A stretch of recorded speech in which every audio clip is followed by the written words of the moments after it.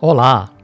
O vídeo de hoje vai ser uma sessão de perguntas e respostas sobre dupla nacionalidade entre Brasil e Japão, que foram feitos nos comentários ou pessoalmente. Para todas as perguntas, vou tentar responder de uma maneira que seja possível entender o porquê da resposta.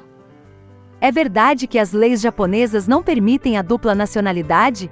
É verdade, mas existe uma série de circunstâncias que acabam permitindo que ocorra a dupla nacionalidade por um determinado período, por determinadas situações e algumas situações de tolerância, porque não faria muito sentido levar a ferro e fogo. Como se transmite a nacionalidade japonesa? A nacionalidade japonesa é de natureza familiar, também conhecida como direito sanguíneo ou jus sanguinis. Se for filho de pai japonês ou mãe japonesa, pode receber a nacionalidade japonesa.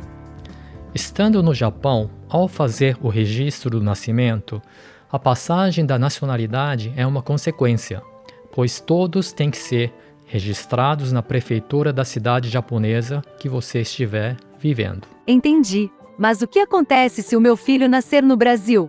Nestes casos, há uma ação muito importante que precisa ser executada no prazo máximo de 3 meses após o nascimento.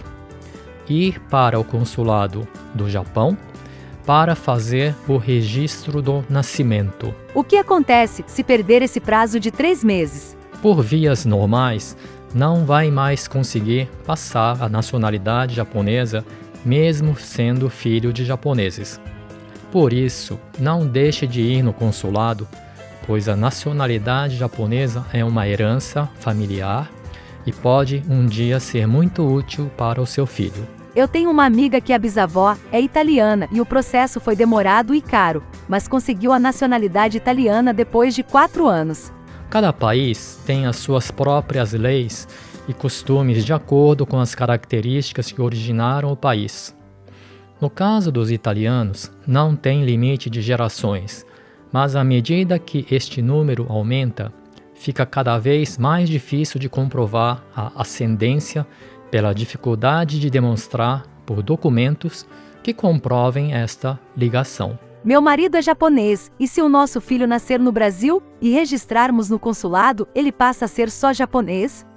A nacionalidade brasileira é concedida para quem nasce no território brasileiro, conhecido como direito de solo ou jus solis. E, ao mesmo tempo, vale também a transmissão pelo direito sanguíneo. Então, ele será brasileiro e japonês. Espera aí! Você não disse no início que as leis japonesas não permitem dupla nacionalidade? Eu lembro direitinho. Está querendo me enrolar? Opa! Não é bem assim. Vamos entender um pouco sobre o que fala a lei. 1. Se obteve dupla nacionalidade depois de completar 18 anos, optar por uma das nacionalidades num prazo máximo de 2 anos. 2. Se obteve dupla nacionalidade antes de completar 18 anos, optar por uma das nacionalidades até aos 20 anos. Portanto, quando um filho de japonês nasce no Brasil e é registrado no consulado, vale a regra 2. Do nascimento até completar 18 anos, as leis aceitam a dupla nacionalidade. E mesmo pela regra 1, que é para quem obteve dupla nacionalidade, depois dos 18 anos, há um tempo de 2 anos para abandonar a nacionalidade estrangeira que possuía antes de obter a nacionalidade japonesa. Aqui tem um ponto importante. Algum amigo ou parente que nasceu no Brasil e foi registrado no consulado pode dizer que fez a opção aos 22 anos. Era assim até 2022, porque a maioridade era aos 20 anos e somando os 2 anos para tomar uma ação, poderia fazer a escolha até aos 22 anos. Poderia me falar um caso prático da regra 1? Esse caso 1 seria sobre um japonês maior de idade que decide se naturalizar como brasileiro. Ao conseguir a naturalização, avisando ou não o consulado, a perda da nacionalidade japonesa é automática. Pode ainda ter o passaporte, mas basicamente já não tem mais o valor legal. Os governos dos dois países não trocam informações sobre o assunto, mas a lei japonesa é bem clara. Quando um maior de idade japonês obtém nacionalidade estrangeira, a perda da nacionalidade japonesa é consequência direta. Por que fazem uma coisa dessas de retirar a nacionalidade japonesa? Normalmente, os motivos para requerer nacionalidade estrangeira são do interesse do próprio requerente, tal como ser funcionário público, ser funcionário de alto escalão numa empresa, ser diplomata, ser político, entre outros motivos. Portanto, se é de interesse da própria pessoa, esta pessoa tem que avaliar bem as consequências das suas escolhas. E o caso 2, que é sobre alguém que já nasce com a dupla nacionalidade? O caso 2 é o mais importante para nós e é de quem nasceu no Brasil e foi registrado no consulado japonês. A grande maioria dos brasileiros que têm dupla nacionalidade do Brasil e Japão está nesta categoria. Nesse caso, a pessoa viveu a infância e adolescência com dupla nacionalidade reconhecida legalmente pelos dois países.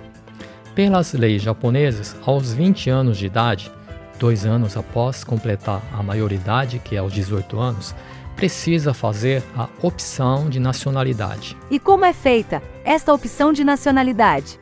Basta ir no consulado e dizer que quer fazer a opção. Aí você vai receber um formulário que tem 2 alternativas: ficar com a nacionalidade japonesa ou renunciar à nacionalidade japonesa. O que acontece se eu marcar a alternativa de renunciar? O documento vai ser enviado ao Ministério da Justiça do Japão e vai se iniciar o processo de renúncia à nacionalidade japonesa. E o que acontece se eu marcar a alternativa de ficar com a nacionalidade japonesa? Se optar pela nacionalidade japonesa, acontece uma coisa muito interessante. A lei diz que quem escolheu precisa fazer um esforço para perder a outra nacionalidade. Ou seja, não há penalidade nem multa caso isso não aconteça.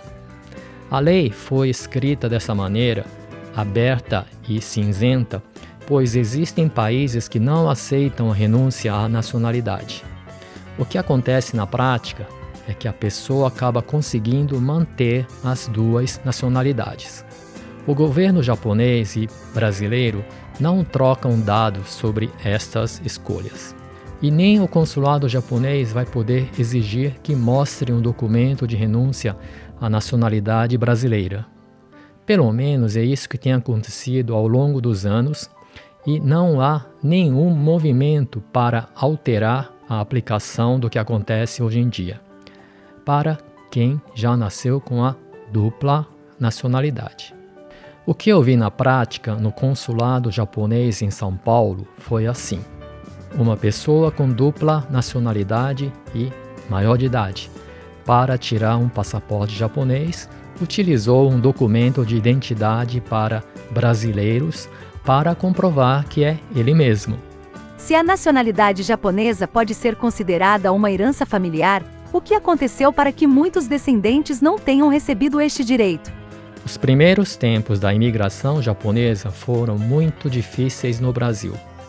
Muitas famílias japonesas foram alocadas para viver no campo e na roça longe da cidade, em condições precárias e com grande dificuldade de mobilidade para ir à cidade para fazer os registros civis.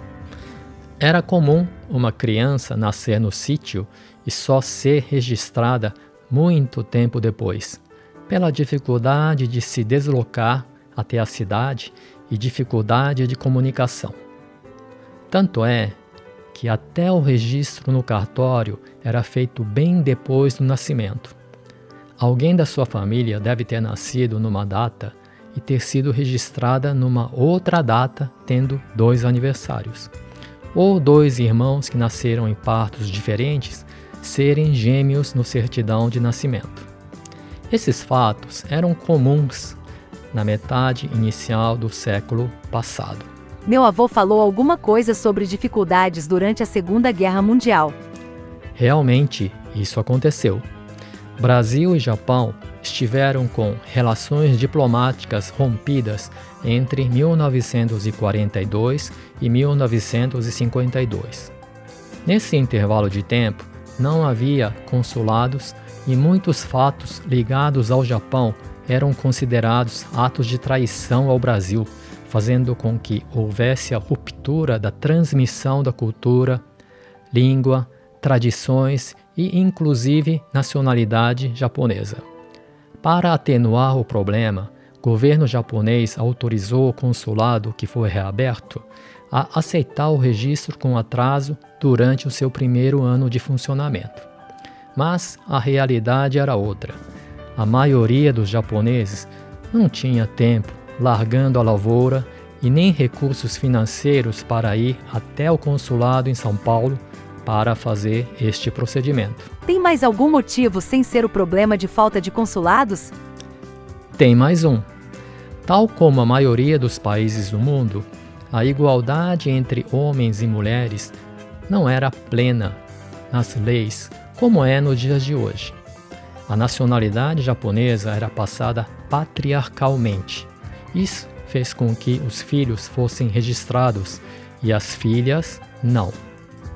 Ou seja, como somente os homens podiam passar para os seus filhos, as mulheres eram deixadas de lado. Talvez haja um caso similar a este na sua família. Eu mesmo conheço alguns casos reais. Este atraso na igualdade foi corrigido em 1985.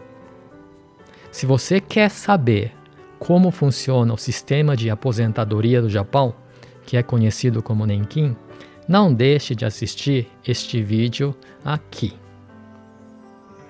Obrigado por assistir.